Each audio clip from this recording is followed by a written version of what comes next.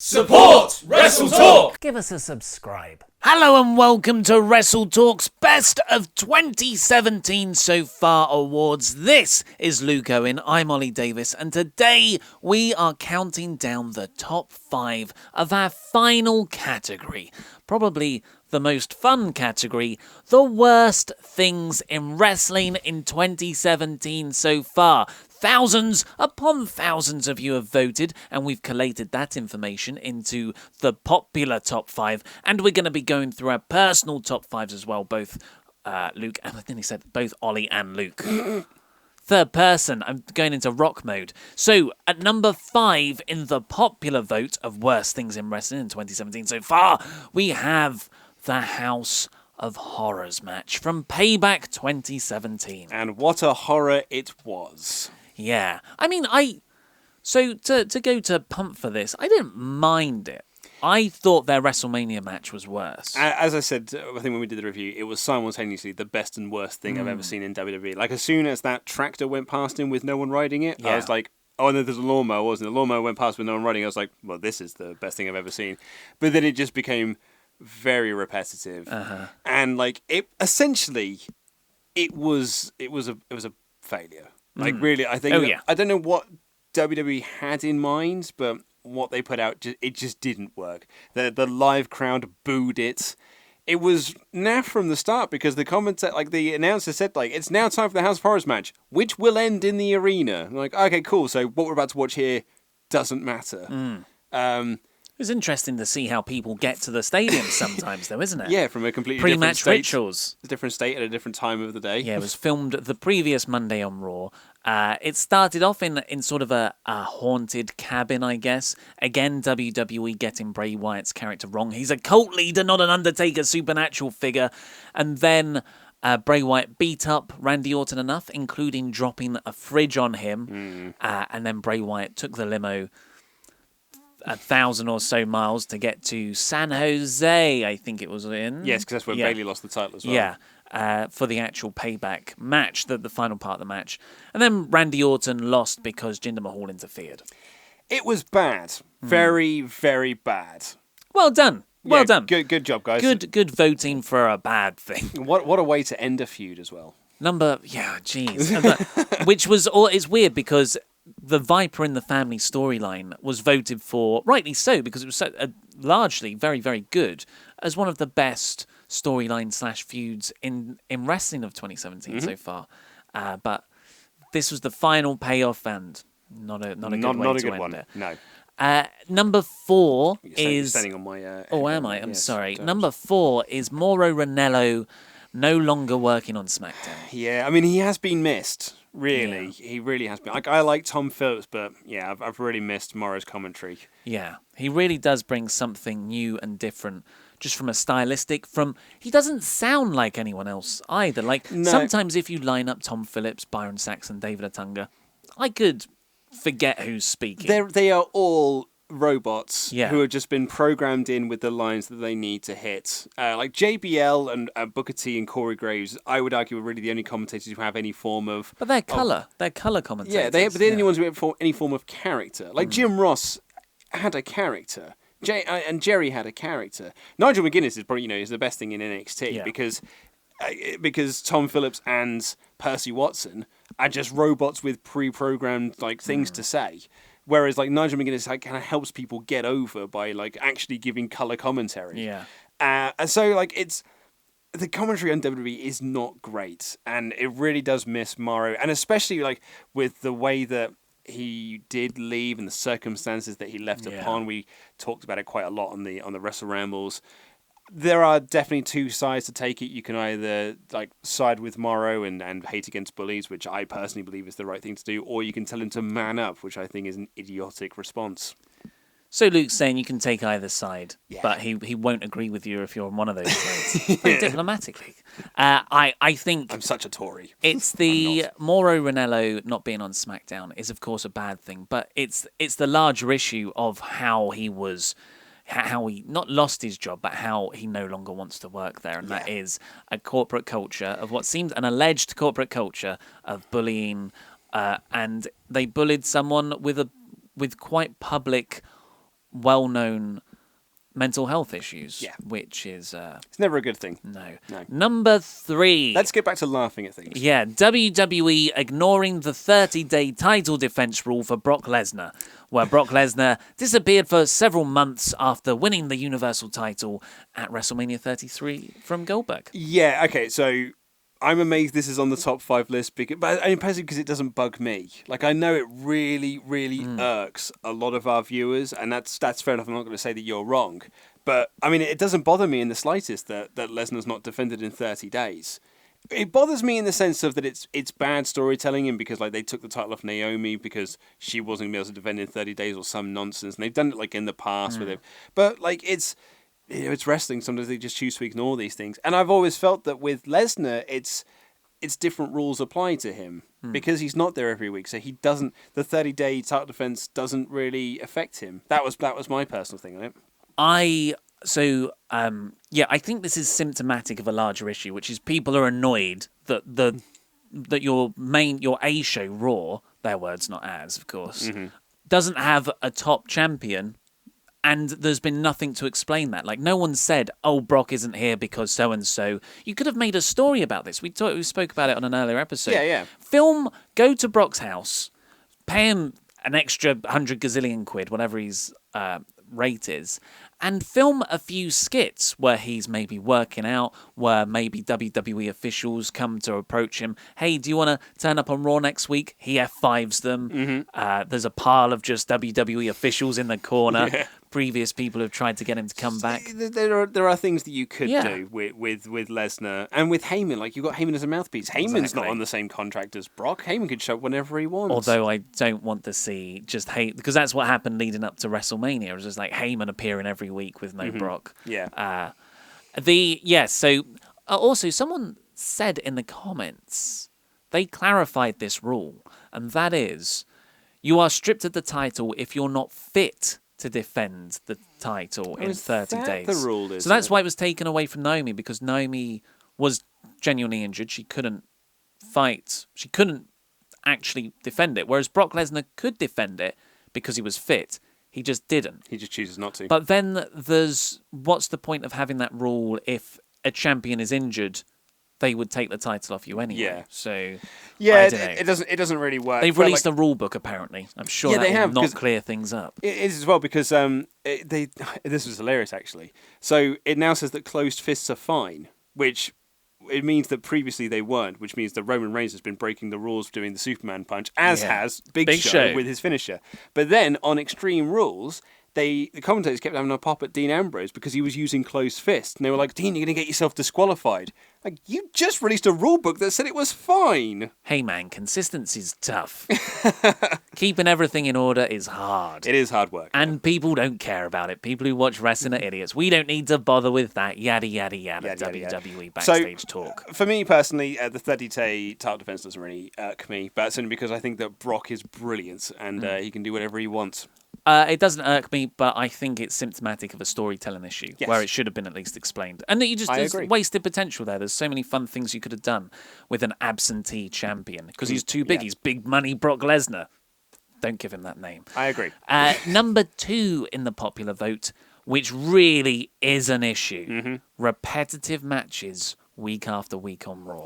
Yeah, I mean, I think I said this on the Raw review we did recently when they announced Samoa Joe versus Seth Rollins in the main event, and I rolled my eyes and went, oh, God, I've seen this match. How many times? How many times are we going to have this match? Even when, it's the same thing every week.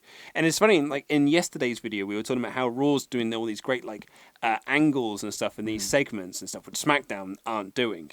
Yet, that's just looking at one thing. When you look at the larger picture, they are doing these segments, but it's surrounded by the same matches. And I know it didn't happen, but there was going to be Enzo and Cass versus Gal Anderson, and I was like, Jesus, lads, like, come on. And it's sad that the Revival could have been there to shake things up a little bit, but things happen. But it is a problem in WWE. So the way Raw have been booking their feuds is, let's just use Mauro and the Hardys as an example. So you have them face at WrestleMania 33 as part of a multi-team match. Then you have Matt Hardy face Sheamus. Then Jeff Hardy face Cesaro. then Matt Hardy face Cesaro. Mm-hmm. So you play all those combinations out. And then at the pay-per-view, they have a tag match. So you've seen this match several times over already. And then, for the build-up, because they get the rematch from the pay-per-view title match, you have that at the next pay-per-view. And to build up to that, you run those same combination matches here. Yeah. So you've actually seen... When a feud starts in WWE at the moment, you see that match, be it within tag team matches or one-on-one, you see that play out over the course of 3 months, every week. Yeah. And you should be merging storylines and crossing over different narratives and keep things fresh. Keep the people who are going to fight at your big shows apart to make it feel more special when they come together. Really is an issue. Really makes Raw a slog to get through. Yeah. 3 hours doesn't help, but like it's the fact that you're watching the same thing week in, week out. It's getting to the point now when watching Raw, you can skip the wrestling. Yeah. And you can condense it down into an hour and a half show by just watching all the angles and stuff. Yeah, just watch the finish, start, finish. Yep, just watch the entrance, and which is what WWE have trained us to do, is to pop for entrances and pop for finishes. That's it. And number one in the popular vote, the worst thing in wrestling in 2017 so far. It's a worthy winner. Alexa Bliss and Bayley's feud. Yeah. I think you can extend this out to the Bayley character since her title win. That for me February. is the bigger issue, is the Bayley character. And her winning the title on a random Raw, her ending Charlotte's streak a month before WrestleMania. Kind of cheating. Cheating, yeah. And then winning it at defending it at WrestleMania in a fairly lackluster elimination match, which erroneously had Sasha Banks and Nia Jax in there, which was unnecessary. Mm-hmm. And then losing it in her hometown to Alexa Bliss, and then having awful segments leading into another match, which was in itself really bad. And then it just carries on from there. And it's what I believe that, this has been a bad feud, but the whole Bayley character has been so much worse. Yeah, the Bayley character, like you said, really bad. But those final 2 weeks of the Alexa Bliss feud, the This Is Your Life segment, which is widely regarded, WWE even admitted is one of the worst. It's definitely the worst segment of the year so far. Yeah. I think it's the worst since Titus O'Neil's promo, although that has a perverse sense of humour in it because it's so bad. The Old Days segment was just unfunny, and it's on that level. Some people say it's the worst of all time. It's up there. It's up there. Yeah, it's certainly not the worst of all time, but it's bad. But not only was it a bad segment, the reason it was worse than the Old Days segment, for example, is that it actively made Bayley worse. Yes. Like, Bayley looks so much worse coming off of that angle than she did going into it. And then the match itself, a match that Bayley called for, the kendo stick on a pole match, it was a botch in that the announcers didn't really talk up the story properly, that Bayley was hesitant about using the pole. The kendo stick. Yep. You don't use a pole on a kendo stick match. And so Alexa Bliss tackled her, but it's real bad. And it's damaged Bayley, and she's not going to recover for a while. No, that really is the biggest thing for me, because Bayley is money. Yeah. That is. I said it on the WrestleMania previously. It is that big pile of money that's burned by the Joker. It's a real shame. But let me hear your number 5. Our personal top 5. So at number 5 for me, because I didn't hate the House of Horrors match. I found it quite fun, actually. But what I didn't like was the creepy projections in the Orton and Wyatt match at WrestleMania 33. Yeah. And it was just a terrible match. And the projection parts were just the cherries on the top, the mouldy cherries on the top of a really dry birthday cake. Yeah. Okay, so, I mean, here's the scenes. Picture the scene. My friend and I, we just saw that amazing Lesnar-Goldberg match. Yeah. We were pumped up. And then as soon as there was the WWE Championship match, we were like, okay, let's get some food on the go. Let's get some sustenance. So we had some horrible, like those oven chicken things that you get, like the breaded chicken bits. Yeah. We had about 7 different varieties of breaded chicken things and mozzarella dippers. Basically, we're trying to find A trip to Iceland. It was very much. I got it all from Asda, but it was the same principle. Yeah. Horrible, disgusting food, but which we needed, and we were just sort of sat there, dumbfounded, watching this match, which was bad anyway. But then when the projection started, we just sort of did that slow turn to each other and being like, what? I was a bit confused. This? Yeah, it's confusing what's happening at the start. And you're like, oh no, it is that bad. Yeah. And the crowd didn't really know how to react. They just started booing it. And it's not the way to do the Bray Wyatt character. This cult leader shouldn't be doing projections of maggots and cockroaches. And I was so stupid. It made a bad match so much worse. It was destructive, really. What's your number 5? My number 5 was not on the list of options to vote for, nor was I'd imagine it's on your list either. But it's one that I do firmly believe in, and it is Ember Moon losing at NXT Orlando. Oh, you think Asuka should have lost? So, the whole storyline with Asuka is that no one is ready for Asuka. No one can beat Asuka. So then they've been building this new character, this Ember Moon lass, who's awesome. And she's got this wicked top rope move, and she's been destroying everyone with it. And the whole idea was just like, this is the person who can beat Asuka. Like, this is it. This is the time that Asuka's going to finally lose her decade-long winning streak that she's had since she's been in NXT. That's hyperbole. And this is going to be it. It's going to be the big match. It's going to be the crowning moment for Ember Moon. It's going to start a new chapter of women's wrestling in NXT, and it's going to be grand. That's not what they did. Asuka cheated, and then she won. Fine, but not really fine. Because now Ember Moon is damaged goods. So now when Ember Moon eventually does win the title, it's really not going to mean as much because she lost. It's not these two undefeated forces colliding. Yeah. And that's bad storytelling in my eyes. And Ember Moon hasn't recovered since. She's not as over as she first was when she went into Orlando. And that's a real shame because now your women's division just seems naff again. And I think that's a real issue within NXT. And it's because if you're not going to have Ember Moon, it's like, well, now we've got to find someone else who can build up to the same level that Ember Moon was at. I think it's destructive booking. Fair enough. My number 4 is going to be unpopular amongst a huge portion. Jinder Mahal becoming WWE Champion. Boo! I know, right. So they've done everything right with him, with the build, with the presentation since. You don't have to be a good wrestler to be WWE Champion. They're presenting him like a star. Got no problem with that bit. What I have a problem with is everything that happened before they decided to do the push. Yeah. And that is, it's so transparently a last-minute decision, and it's bad storytelling. It's really symptomatic of how haphazard stuff is planned backstage. Yeah, completely agree. And especially like a planned expansion into India. You'd think Jinder Mahal would start being built up as soon as he came back last year. No. We're going to do it in a month. And they've done the best possible job they could have done in that month. But if they're going to do it, they should have started it a lot sooner. And it's really indicative of how bad short-term booking is in the company. I completely agree with you. I mean, I'm all in for Jinder as WWE Champion now, but the build of from jobber to champion within the space of a couple of weeks was quite bad. Yeah. And it wasn't great storytelling. I'm giving him a chance, and I'm quite enjoying some of the segments he's done. But think how much better it could have been if he was built up slowly over time. It's okay. So for example, I was just talking about the Asuka Ember Moon thing. What if imagine if at NXT Chicago they'd have just had any women from the roster just beat Asuka.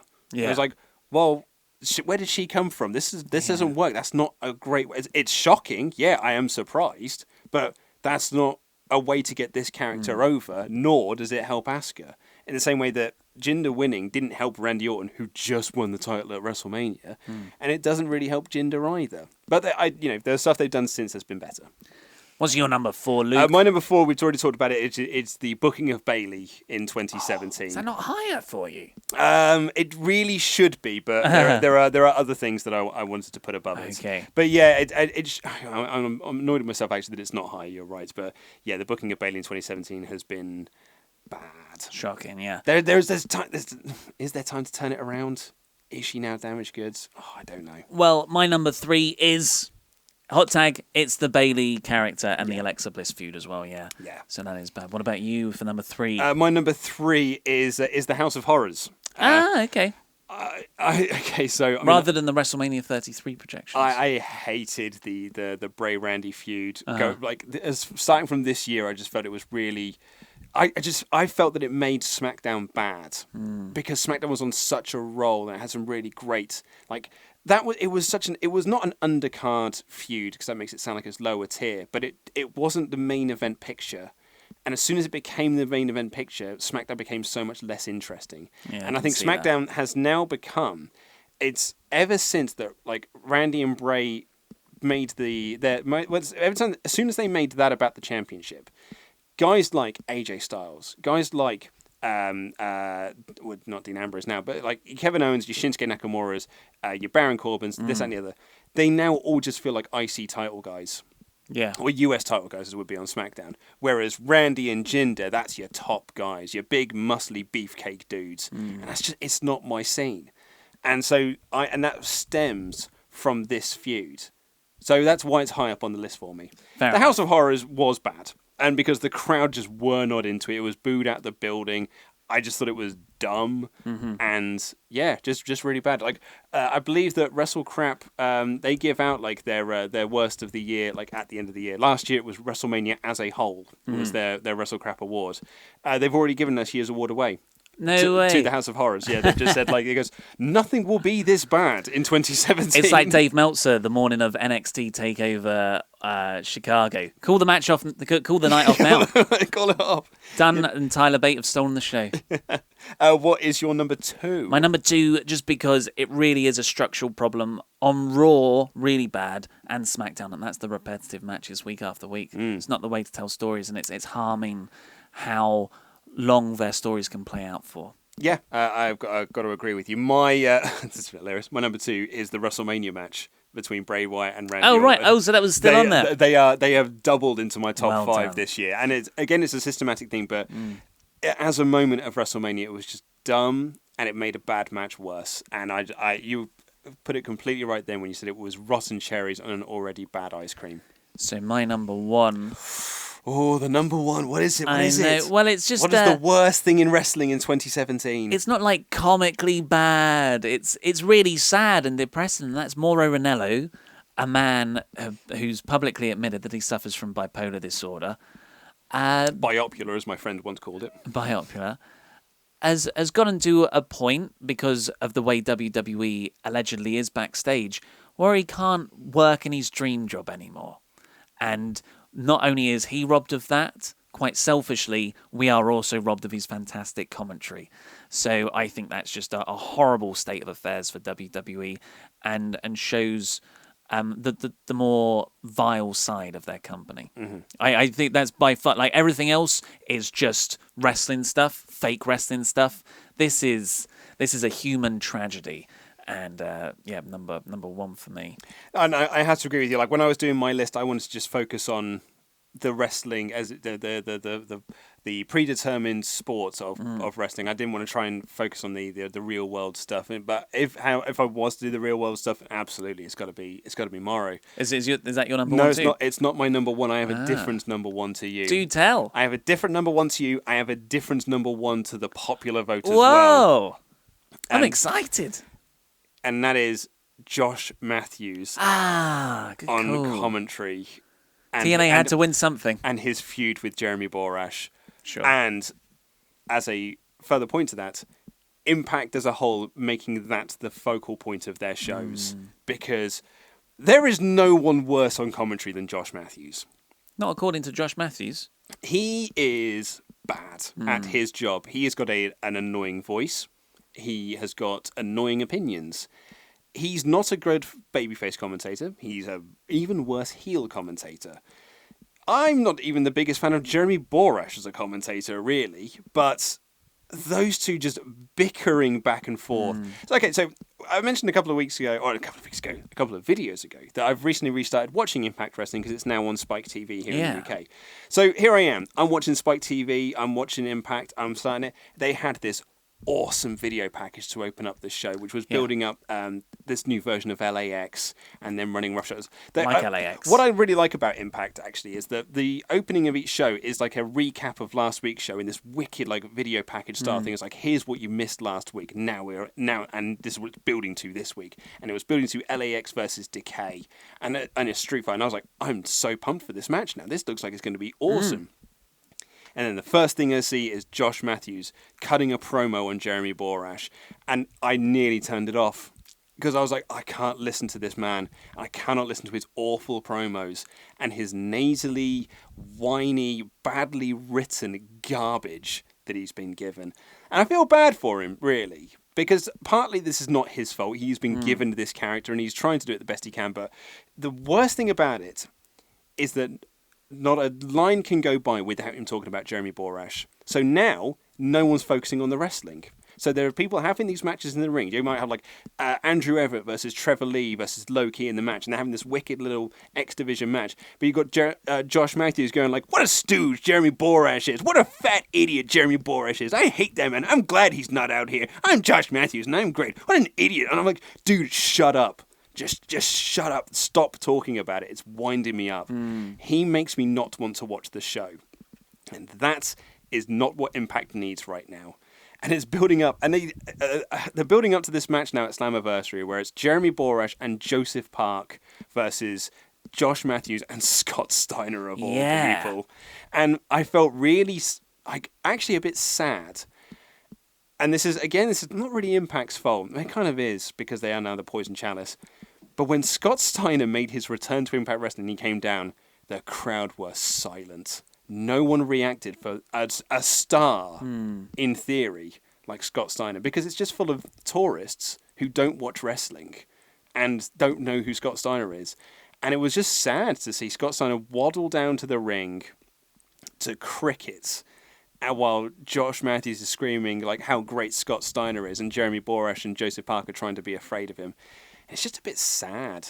But yeah, for me, it's Josh Matthews and his awful feud with Jeremy Borash, and that being the focal point of Impact is my least favourite thing. It's the worst thing in wrestling in 2017. A worthy winner. I think it's a very worthy wiener. A wiener? He a is worthy wiener. I'm pretty sure he's actually used that word. Had a few of those. He's used that word to describe Jeremy Borash on commentary. What a wiener that guy is. Oh, jeez. It's awful.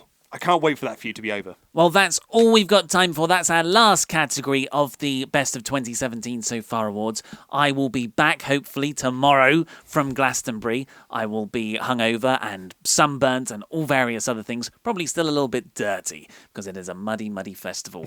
But until then, click the videos that have just appeared over Luke's face, catch up with the latest WrestleTalk news episode and the Wrestle Ramble, and support WrestleTalk on Patreon and press the subscribe button. This has been Luke Owen. I've been Ollie Davis, and that was some awards.